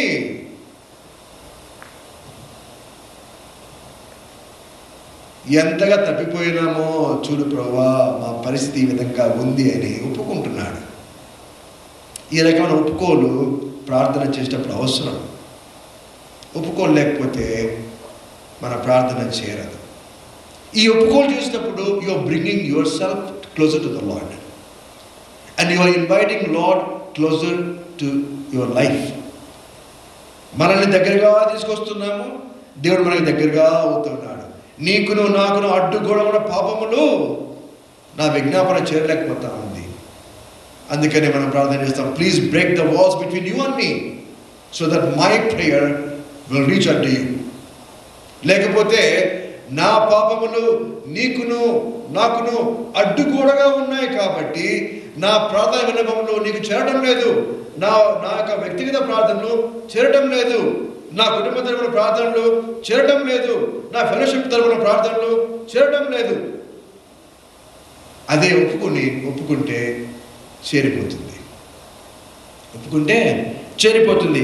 నేను పాపం చేసినాను, నా తండ్రి ఇంటి వాళ్ళు చేశారు, నీ ఎదుట మేము బహు అసహ్యంగా ప్రవర్తించితిమి. నీ తర్వాత నీ సేవకుడైన మోషే చేత నీవు నిర్ణయించినటువంటి ఆజ్ఞలైనను కట్టడలైనను విధులైనను మేము గైకొనకపోతుంది. ఒప్పుకుంటామా మనం ఈ విధంగా ప్రార్థించే ముందర? ఇటువంటి ఒప్పుకోలు సాధ్యమవుతుందా? మనకు ఫండమెంటల్స్ కావాలి కదా, ప్రిన్సిపల్స్ కావాలి కదా మనకి. ఇప్పుడు కాదు, ఎట్లా చేయాలంటే ఒప్పుకోలు కావాలి. తర్వాత ఏమనుంది ఇక్కడ 8వ వచనంలో, నీ సేవకుడైన మోషేతో నీవు సెలవిచ్చిన మాటను జ్ఞాపకం తెచ్చుకో. యెహోషాపాతు కూడా అదే మాట చేశాడు, ప్రభువా జ్ఞాపకం తెచ్చుకో అన్నాడు. హిజ్కియా చేసిన ప్రార్థన ఇదే చేశాడు, ప్రభువా జ్ఞాపకం తెచ్చుకో. ఆ యొక్క సిలువ మీద ఇద్దరు దొంగల్లో ఒక దొంగ కూడా అదే ప్రార్థన చేశాడు, రిమెంబర్ మీ ఓ లార్డ్. చిన్న ప్రార్థన, పవర్ఫుల్ ప్రార్థన, రిమెంబర్ మీ ఓ లార్డ్. జ్ఞాపకం చేసుకో ప్రభువా నన్ను. ఏమంటాడు ఇక్కడ, నీ సేవకుడైన మోషేతో నీవు సెలవిచ్చిన మాటను జ్ఞాపకం చేసుకో. ఏం జ్ఞాపకం చేసుకోవాలా? అదే తనగా చూడండి, దేవునికి ఎంత క్లియర్గా చెప్తున్నాడు నెహెమయా. దేవునితో మాట్లాడుతున్నాడు, జ్ఞాపకం తెచ్చుకో ప్రభువా. అదేందనగా చూడండి, మీరు అపరాధం చేసినట్లా జనంలోనికి మిమ్మును చెదరగొట్టుదును. అయితే మీరు నా వైపు తిరిగి నా ఆజ్ఞలను అనుసరించి నడచిన ఎడల బూది గంతముల వరకు మీరు తోలివేయబడినను అక్కడ నుండి సహా మిమ్మును కూర్చి నా నామముచ్చుటకు నేను ఏర్పరచుకున్న స్థలమునకు మిమ్మును రప్పించదనని నీవు సెలవిచ్చింది కదా అనే మాటను జ్ఞాపకం చేసుకో. ఎందుకంటే నీకు మేము తిరిగిపోయినాం ఆల్రెడీ. ఈ విధంగా ఉండిపోయినాం, అప్సైడ్ డౌన్ అయిపోయినాం. మేము ఇప్పుడు ఇటుగా తిరిగిపోయిన వాడిని మళ్ళీ తిప్పితేనే మళ్ళీ నేను వైపు తిరుగుతాం. లేకపోతే నా మొహం అవి వైపు ఉంటుంది, నా వీపు నీకు కనపడుతూ ఉంటుంది, నా మొహం కనపడదు. ఇప్పుడు నేను తిరగానే మళ్ళీ తిరిగితే ఏమైపోతుందంట, నువ్వు ఎక్కడన్నా ఉండు తీసుకొస్తాడు. బైబిల్లో ఒక దైవ సేవకుడు ఈ విధంగా చెప్తూ ఉన్నాడు. దాదాపు ఒక 2 అధ్యాయాలు మాత్రమే దేవుని యొక్క సృష్టి గురించి చెప్పాయంట. దాదాపు 1189 అధ్యాయాలు ఉంటే బైబిల్లో, దాంట్లో 2 అధ్యాయాలు మాత్రమే దేవుని యొక్క సృష్టి గురించి చెప్పాయంట. మిగిలిన 1187 అధ్యాయాలు రెస్టోరేషన్ గురించే రాశాయంట. రెస్టోరేషన్, రీకాలింగ్ అండ్ రెడీమింగ్, తర్వాత రీబిల్డింగ్, దాని గురించే ఉన్నాయంట. 2 క్రియేషన్ గురించి. మిగిలిన 1187 అధ్యాయాలు రమ్మని, వెనక్కి రా అని, ఈ పిలుచుట రెస్టోరేషన్లోనే ఉన్నాయంట, దానికి చెప్తాయంట. చూడండి, ఇప్పుడు తిరిగిన వాళ్ళు మరి తిరగాలి. లాస్ట్ కూడా చెప్పుకున్నాం, నా పేరు పెట్టబడిన నా ప్రజలు వాళ్ళు తగ్గించుకొని నా వైపు తిరిగి పాపం ఒప్పుకొని విజ్ఞాపన చేస్తే అప్పుడు నేను వారి విజ్ఞాపన నేను వింటా. ఒప్పుకోలు అవసరం. ఇప్పుడు నువ్వు తీసుకుని వెళ్తా, మేము అపరాధం చేశాం కదా, మేము ఎక్కడెక్కడో ఉండిపోయాం కదా, ఇప్పుడు మేము తిరిగితే నువ్వు తీసుకొస్తావు కదా, సమకూరుస్తావు కదా, సమకూర్చుము. ఎక్కడ సమకూర్చాలా? నీ లైఫ్లో నువ్వు ఎక్కడో పోయినావు. అందుకని ఆదాము అడిగాడు దేవుడు, ఆదామా ఎక్కడున్నావు నువ్వు? పాపం చేసిన తర్వాత ఆదాము ఎక్కడున్నాడు? దాక్కున్నాడు కదా. దేవుడు తెలియదా ఎక్కడున్నాడు? ప్రశ్నిస్తాడు, ఎక్కడున్నావు నువ్వు? నీ జీవితంలో ఎక్కడున్నావు? నా సన్నిధిలో నీ స్థానం ఎక్కడ? ఉన్నామేమో పక్కనే. నా చుట్టూ ఇద్దరు దొంగలు ఉన్నారు, ఒకడేమో ఇక్కడ, ఒకడేమో ఇక్కడ. ఒక దొంగ ఏమో మారు మనసు పొంది ప్రభువుకు దగ్గరగా వచ్చాడు, ఇంకా విడదీయనంతగా దగ్గరగా ఉండిపోయాడు ప్రభువుతో. ఒక దొంగ దూరం వెళ్ళిపోయాడు, ఇంకా ప్రభువుకు దగ్గరగా చేర్చలేని దూరం వెళ్ళిపోయాడు. వాస్తవాన్ని చూస్తే ఇద్దరు పక్కపక్కనే ఉన్నారు. ఒకడేమో దగ్గరగా వచ్చాడు, దేవుడితో పరదేశంలోకి వెళ్ళిపోయాడు. ఒకడేమో దూరంగా వెళ్ళిపోయి ప్రభువుకి తనకి ఒక అగాధానికి దూరంగా వెళ్ళిపోయాడు. అక్కడ వాళ్ళు ఇక్కడ రాలేరు, ఇక్కడ వాళ్ళు అక్కడ పోలేరు, అంత దూరంగా వెళ్ళిపోయాడు. ఈరోజు ప్రశ్న ఏంటంటే, ఆదామా ఎక్కడున్నావు? నీ లైఫ్లో నీ ఎక్కడున్నావు? నీ పొజిషన్ ఏంటి? నా సన్నిధిలో నీ పొజిషన్ ఏంటి? ఎక్కడున్నావు? కోల్పోయావా? నీ ఫ్యామిలీ కోల్పోయావా? లేదా మీ ఫ్యామిలీకే ఒక ప్రశ్న, లేదా ఫెలోషిప్కే ప్రశ్న, ఎక్కడున్నారు? DTF, where are you? Sudheer family, where are you? Sudheer, where are you? ఎక్కడున్నావు ఈరోజు ఎక్కడున్నావు? ఒప్పుకుంటే, దేవుని వైపు తిరిగితే దేవుడు ఏం చేస్తాడంట? తన వాగ్దాన్ని నెరవేరుస్తాడు. ఎక్కడెక్కడుంటే, ఎక్కడెక్కడో ఉన్నా కూడా దేవుడు తీసుకొస్తాడు. ఏమంటాడంట? అయితే మీరు నా వైపు తిరిగి నా ఆజ్ఞలను అనుసరించి నడిచిన యెడల భూమి గంతముల వరకు మీరు తోలివేయబడినను, అక్కడ నుండి సహా మిమ్మల్ని సమకూర్చి నా నామము ఉంచుటకు నేను ఏర్పరచుకున్న స్థలమునకు మిమ్మను రప్పించదనని సెలవిచ్చితివి కదా. ఆ మాట జ్ఞాపకం చేసుకో అని దేవునికి ఈయన విజ్ఞాపన చేస్తున్నాడు. నెహెమయా విజ్ఞాపన చేస్తున్నాడు. ఈ రకంగా దేవుడు నాకు ఇచ్చిన వాగ్దానాన్ని జ్ఞాపకం చేసుకొని పట్టుకోవాలా అనేటువంటి మాటను మనం గ్రహించాలి. ప్రార్థనలో, ప్రభువా నువ్వు నాకు ఏమి ఇచ్చావో వాగ్దానం, ఆ వాగ్దానాన్ని గట్టిగా నేను పట్టుకుంటున్నా. నువ్వు ఈ వాక్యం ఇచ్చావు కదా, ఆ వాగ్దానాన్ని పట్టుకుంటున్నా. మీకు డిటిఎఫ్ ఫెలోషిప్కి దేవుడు వాగ్దానం ఇచ్చింటాడు కదా, మీ జీవితంలో వాగ్దానం ఇచ్చింటాడు కదా, మీ ఫ్యామిలీకి వాగ్దానం ఇచ్చింటాడు కదా, వాచ్ అండ్ సర్వీస్లో మీరు వాగ్దానాలు తీసుకున్నారు కదా. పట్టుకున్నారా? గట్టిగా పట్టుకోవడం నేర్చుకోవాలా. నెహెమయా లాగా జ్ఞాపకం చేయాలా ప్రభువుకు, అది నేర్చుకోవాలా. తర్వాత ఏం చెప్పాడు? 10వ వచనంలో, చిత్తగించుము, నీవు నీ మహాప్రభావమును చూపి నీ బాహుబలము చేత విడిపించిన నీ దాసులకు ఈ జనులు వీరే. దేవుణ్ణి స్తుతిస్తున్నాడు, దేవుని ఆరాధిస్తున్నాడు, తన ప్రజల పక్షాన దీన విజ్ఞాపన చేస్తున్నాడు. అప్పుడు 11వ వచనంలో మన థీమ్ పర్సన్ అంటున్నాడు. ఏమంటున్నాడు? యెహోవా చెవియొగ్గి, మళ్ళా మాట్లాడుతున్నాడు. ఎంత ప్రాధాయపడుతున్నాడు. చెవియొగ్గి నీ దాసులైన నా మొర,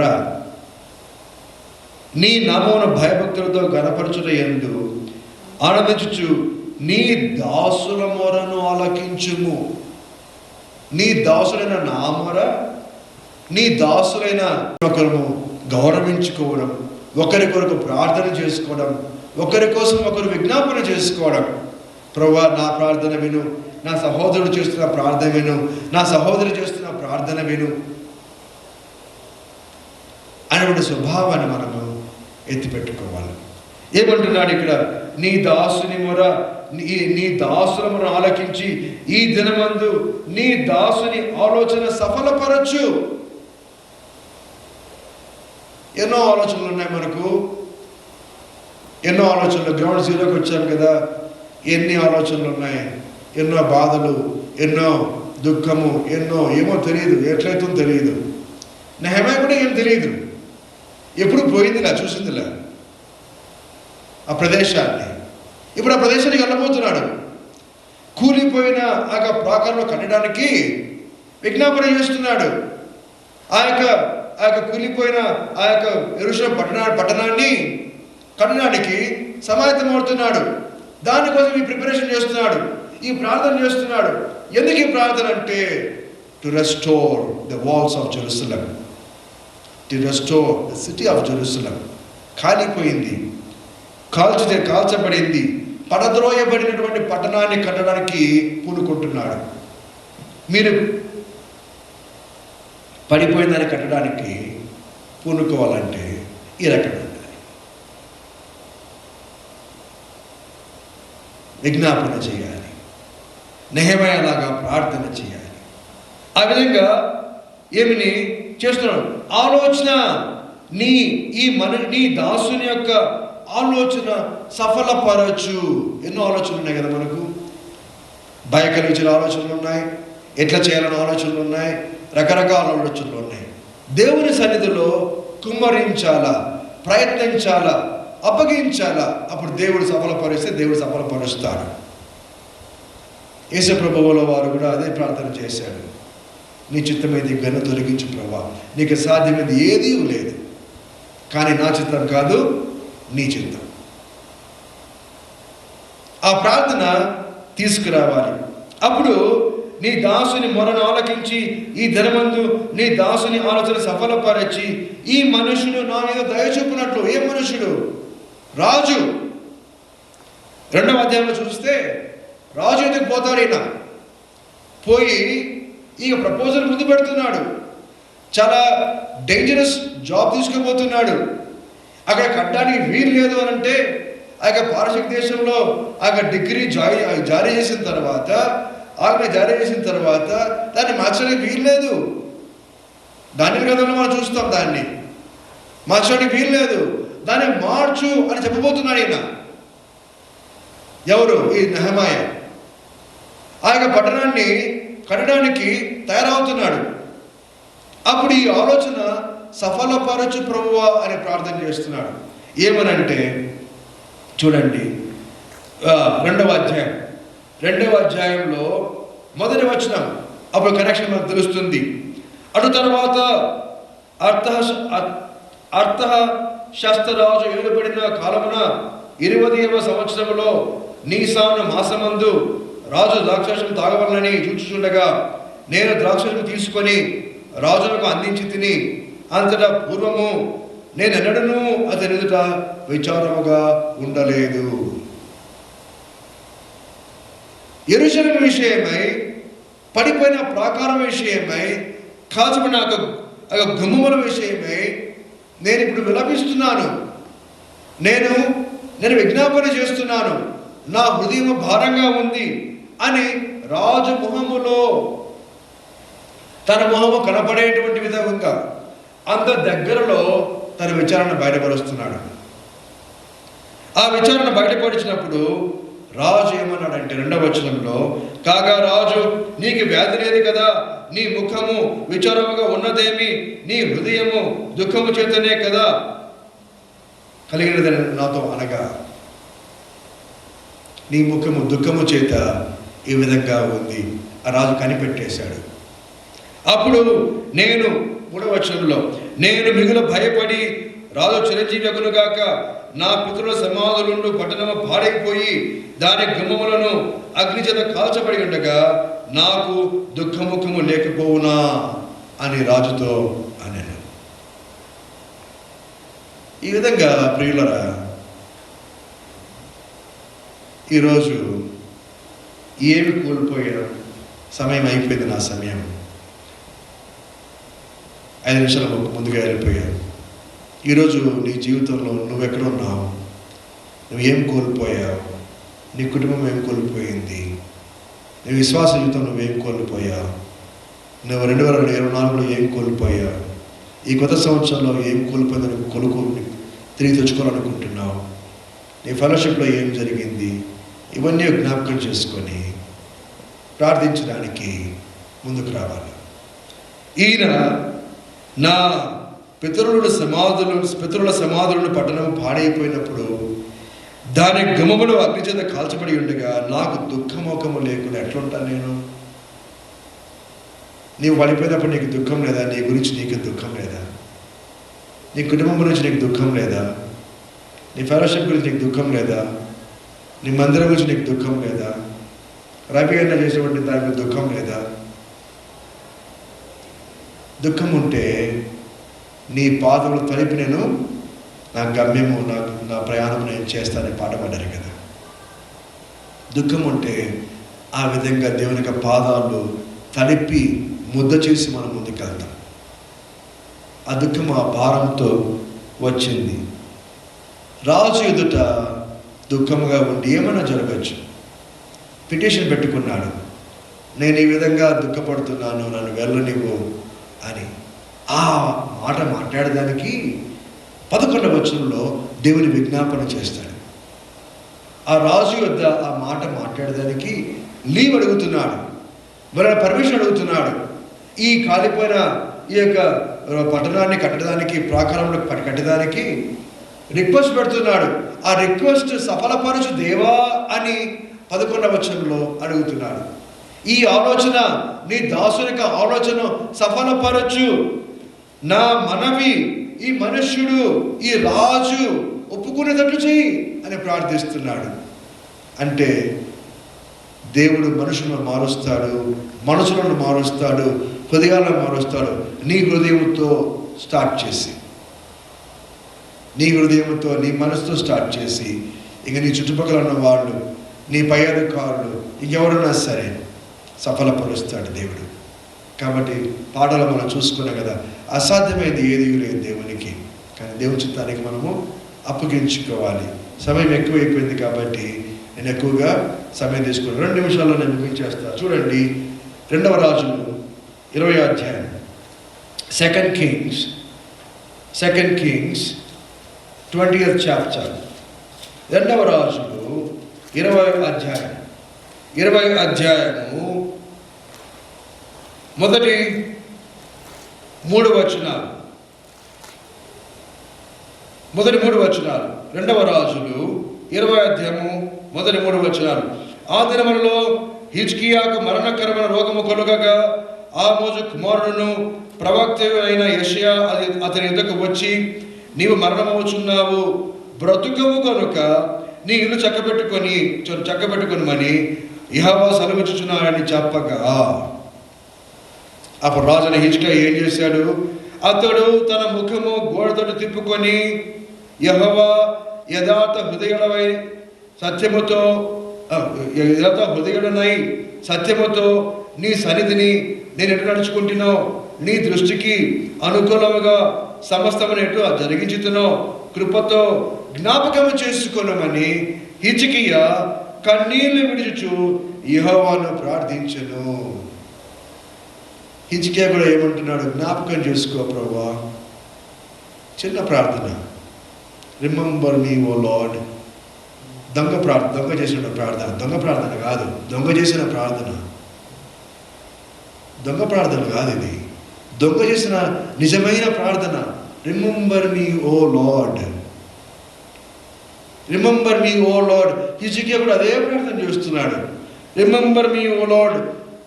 ఇంక దేవుడు లేదు అని అంటే ఆ రోజు మరణమైపోయేటువంటి వాడు, గ్రౌండ్ జీరో. మళ్ళీ వచ్చింది 15 ఏళ్ళు ఆయుష్. లేకుంటే ఆయన your suppose to go to the ground only. సమాధికి వెళ్ళిపోయినటువంటి వ్యక్తి ఆయన. దేవుడు ఏం చేశాడు? 15 ఏళ్ళు ఇచ్చాడు. He came to ground zero. Hezekiah came to ground zero. And then he got 15 years. ఎప్పుడు కన్నీళ్ళు విడిచి ప్రార్థన చేశాడు. అప్పుడు ఏమన్నాడు చూడండి, 4వ వచనంలో, 5వ వచనంలో ఏమన్నది ఇక్కడ? నీవు తిరిగి, దేవుడు చెప్తున్నాడు యెషయాతో, ఏమని చెప్తున్నాడు? నీవు తిరిగి నా ప్రజలకు అధిపతి అయిన హిజ్కియా యుద్ధకు పోయి అతనితో ఇట్లనము, ఏమని? నీ పితరుడైన దావీదునకు దేవుడకు యెహోవా నీకు సెలవిచ్చినదేమనగా ఏమనగా నీవు కన్నీరు విడుచుట చూచి తిని నీ ప్రార్థన నేను అంగీకరించి ఉన్నాను. దాంతో గ్రౌండ్ 0 నుంచి బంప్ అయ్యాడు, పైకి ఏడ్చాడు. దేవుడు అంటున్నాడు, నీ కన్నీళ్లు విడుచుట చూచి తిని నీ ప్రార్థన నేను అంగీకరించి ఉన్నాను, కాబట్టి నేను బాగు చేసేదను. నీ రోగం మాయమైపోయింది, నా రోగము పోయింది. ఇప్పుడు నీకు హెల్త్ వచ్చేసింది. ఇప్పుడు తర్వాత నీకు 15 సంవత్సరంలో, ఎక్కడుంది 6వ వచనంలో ఏముంది, ఇంకా 10 చదవండి, 15 సంవత్సరముల ఆయుష్ నీకు ఇచ్చేదను. 15 ఇయర్సే కదా, 15 సంవత్సరాల ఆయుష్ పెరిగింది అక్కడ. From ground 0 to another 15 years of life వచ్చింది. దానికి ముందరేమైంది, ఏడ్చాడు. జ్ఞాపకం చేసుకో ప్రభువా అని ఏడ్చాడు. అటువంటి ఏడుపు, అటువంటి ప్రార్థన మనలో ఉండాలి. లేకపోతే మీరు ఏడవకపోతే మీ రాళ్ళు ఏడుస్తాయి. They will cry, they will weep if you don't cry. ఇంకోటి చూసుకొని మనం ముగించేసుకుందాం. 2వ దినవృత్తాంతములు 20వ అధ్యాయం. 2వ దినవృత్తాంతములు 20వ అధ్యాయం చక్కచక్క చూసుకొని ముగించేసుకుందాం. 2వ దినవృత్తాంతములు 20వ అధ్యాయం చూడండి, అక్కడ ఏమనుంది. 20వ అధ్యాయము మొదటి 2 వచనాలు. ఇది అయిన తర్వాత మోయాబీయులను, అమ్మోనీయులను, మెయోనీయులలో కొందరును దండెత్తి యెహోషాపాతు మీదికి వచ్చిరి. అంతలో కొందరు వచ్చి సముద్రము ఆవల నుండి సిరియాలో తట్టు నుండి గొప్ప సైన్యం ఒకటి నీ మీదికి వచ్చుచున్నది, చిత్తగించుము, వారు హససోన్ తామారు అనే ఎన్గేదిలో ఉన్నారని యెహోషాపాతునకు తెలియజేసిరి. అందుకు యెహోషాపాతు భయపడి యెహోవా యొద్ద విచారించుటకు మనసు నిలుపుకొని యూదా అనంతటా ఉపవాస దినము ఆచరింపవలని చాటించను. ఇంతమంది వచ్చారు అక్కడి మీద. యూదా వాళ్ళు ఎంతమంది? కొంతమంది. యూదా వాళ్ళ మీద, కొంతమంది మీద ఎంతమంది వచ్చారంట? మోయాబీయులు వచ్చారంట, అమ్మోనీయులు వచ్చారంట, మెగనీయులు వచ్చారంట. మళ్ళీ తర్వాత సిరియా ఆవల నుండి గొప్ప సైన్యం వచ్చిందంట. వీరందరూ వచ్చారు. ఎందుకు వచ్చారు? కొట్టడానికి, యుద్ధం చేయడానికి, ఓడించడానికి వచ్చారు. ఈ మరి మీకు అర్థమైపోయి ఉంటుంది. ఈ రకంగా మనం విజ్ఞాపన చేస్తే దేవుడు మన విజ్ఞాపన ఆలకిస్తాడు. తర్వాత దేవుడి చిత్తానికి మనము విధేయత చూపినట్లయితే దేవుడు తన చిత్తం నెరవేర్చుకొని తన మహిమ పొందుతాడు. ఈ రీతిగా మనం ప్రార్థన చేయడానికి దేవుడు మనకు సహాయపడగాక. కొద్ది నిమిషాలు మన సమయం, కొద్ది నిమిషాలు తల ఉంచుకుందాము. 2 నిమిషాలు మనల్ని మనం జ్ఞాపకం చేసుకుందాం, మనం సరి చేసుకుందాం. మన ప్రార్థన దేవుని సరిది చేరులాగా మనకు దేవుడు సహాయపడగాక. 1-2 నిమిషాలు మౌనంగా, ఏం మాట్లాడొద్దు, అటు ఇటు చూడొద్దు, ఎవరేమి చేయొద్దు, ఏమి లేదు. మౌనంగా 2 నిమిషాలు ప్రార్థన చేసుకొని తర్వాత బ్రదర్స్ మనల్ని ఫైనల్ ప్రార్థనలకి, ఫైనల్ ప్రేయర్లకి మనం లీడ్ చేస్తారు. దేవుడి యొక్క వాక్యమును ఆస్వాదించుగాక. ఆమేన్.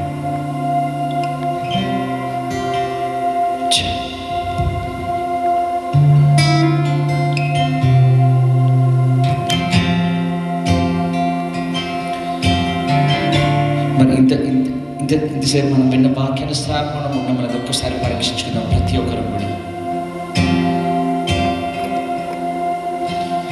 యేసయ్యా నీ మాటలు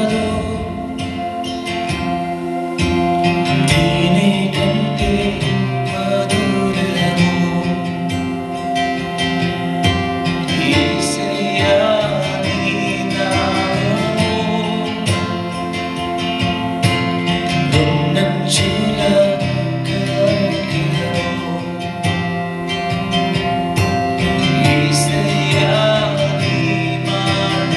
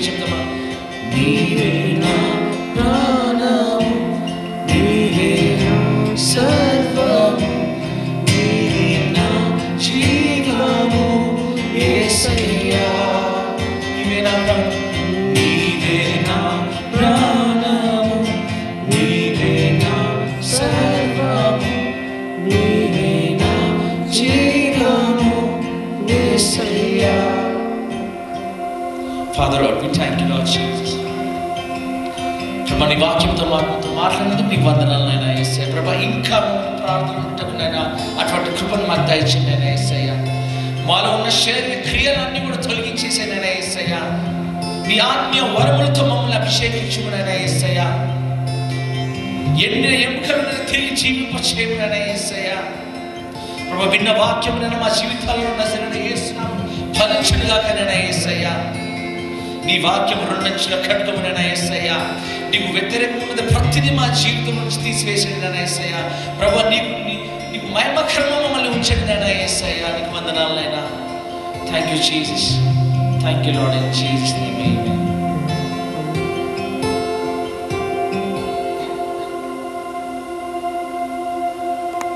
For joining the fellowship today. ప్రతి వారం శనివారం ఈవినింగ్ 4:30కి ఇక్కడ కలుసుకుంటాము. Please make time and join us. Basically worship టీంలో పార్టిసిపేట్ చేయాలనుకున్న వాళ్ళు మీ ఇంట్రెస్ట్ ఉంటే షేన్కి కానీ నాకు కానీ చెప్పండి. ఎగ్జిస్టింగ్ గ్రూప్ని మేము గ్రూప్స్గా డివైడ్ చేసాము. వాళ్ళు వీక్ ఆన్ వీక్ రొటేట్ అవుతూ ఉంటారు. If you're interested please join us. Practice వచ్చి either Friday or Saturday, or we meet 1 hour before the service start and we practice. అది నెక్స్ట్ వీక్ ఎప్పుడు చేస్తాం అనేది ఈ రోజు డిసైడ్ అవుతుంది అన్నమాట. సో ఇంట్రెస్ట్ ఉన్న వాళ్ళు please let us know and we'll take it forward. So every week 4:30కి జరుగుతుంది. Please make time and join us. Thank you. బయట టీ ఉంది, let's have tea and please join us in the fellowship. Thank you.